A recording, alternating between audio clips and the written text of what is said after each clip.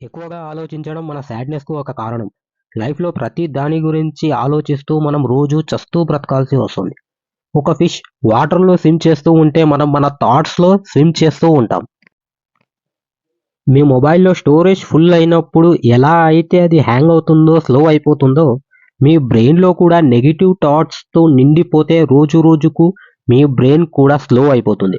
ఎక్కువగా ఆలోచిస్తే మీకు తెలియకుండానే మీ లైఫ్ నాశనం అయిపోతుంది. వాస్తవానికి ఇది ఒక మెంటల్ డిసార్డర్. ఇలాంటి వాళ్ళ మనసు ఎప్పుడూ పరిగెడుతూనే ఉంటుంది. ఒకటి తర్వాత ఇంకొకటి ఆలోచిస్తూ ఎక్కువగా భయపడుతూ ఉంటారు. ఫ్యూచర్ గురించి భయం, ఏదైనా బిజినెస్ చేయాలన్నా భయం, చదవాలన్నా భయం, రిలేషన్షిప్ బ్రేక్ అయిపోతుందేమో అనే భయం, ఎవరైనా వదిలేసి వెళ్ళిపోతారనే భయం. మీ భయం పోయే వరకు మీ ఓవర్ థింకింగ్ అనేది ఎప్పటికీ స్టాప్ అవ్వదు.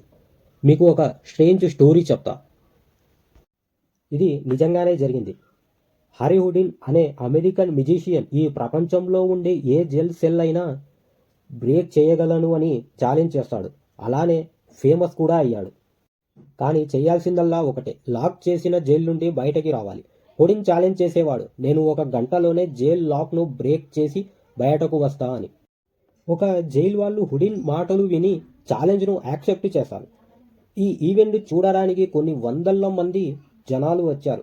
హుడిన్ కాన్ఫిడెంట్గా జైల్లోకి వెళ్తాడు అండ్ తనని జైల్లో పెట్టి డోర్స్ అన్నీ క్లోజ్ చేశారు. అప్పుడు ఒక గార్డ్ తనతో ఇలా చెవిలో చిన్నగా ఇలా చెప్తాడు, ఇది ప్రపంచంలోనే ది బెస్ట్ లాక్. అప్పుడు హుడినిలో కాన్ఫిడెంట్ కొంచెం తగ్గుతుంది. బట్ అయినా కూడా నేను చెయ్యగలను అనుకుంటాడు. అప్పుడే తన బెల్ట్ కింద దాచిన ఒక సీక్రెట్ ఫ్లెక్సిబుల్ స్టీల్ వైర్ను తీసి లాక్ ఓపెన్ చేయడానికి తన పనిని చేస్తూ ఉంటాడు.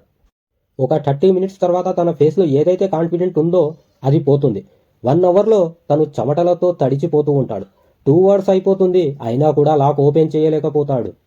2.5 అవర్ అయ్యేసరికి నా వల్ల కాదు అని గివ్ అప్ ఇచ్చేస్తాడు. ఆ బాధతో గట్టిగా డోర్ మీద పడతాడు.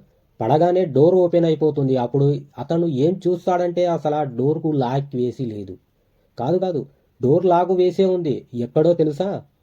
హుడిన్ మైండ్లో. ఆ గార్డు తనతో చెప్పిన మాట ఇది. వరల్డ్లోనే ది బెస్ట్ లాక్. ఆ మాట హుడిన్ మైండ్లో బలంగా పాతుకుపోతుంది. దానివల్లే ఓవర్ థింకింగ్ చేస్తూ తన గోల్ మీద ఫోకస్ కోల్పోతాడు.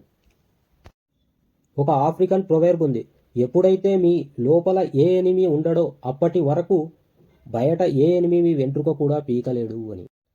మీలో ఏదైతే భయం ఉందో, ఏదైతే డౌట్స్ ఉన్నాయో అవన్నీ మీ మైండ్లో ఉన్నాయి.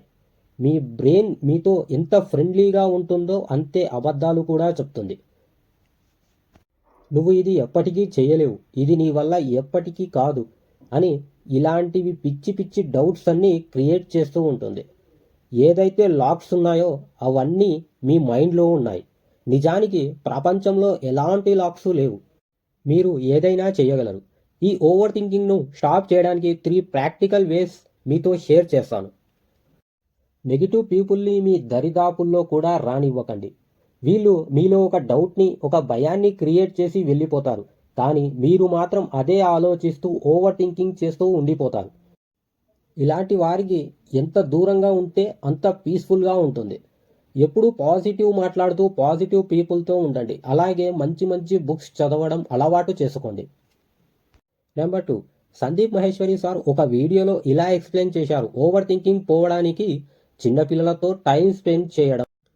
చిన్నపిల్లలు ఎప్పుడూ కూడా ప్రెజెంట్లోనే ఉంటారు. వాళ్ళ స్మైల్ చూసి, వాళ్ళు ఆడే వింత వింత ఆటలు చూసి మిమ్మల్ని మీరే మర్చిపోతారు.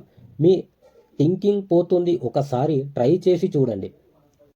మీరు ఏ పని అయితే చేయడానికి కష్టంగా, భయంగా అనిపిస్తుందో ఆ పనే చేయండి.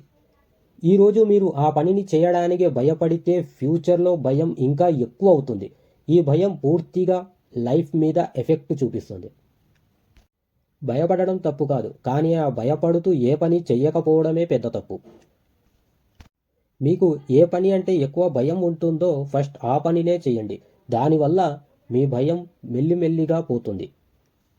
మీరు ఖాళీగా ఉండి ఇది చేయాలి, అది చేయాలి అని ఆలోచిస్తూ ఉంటే మీ మైండ్ ఇంకా వీక్ అయిపోతుంది.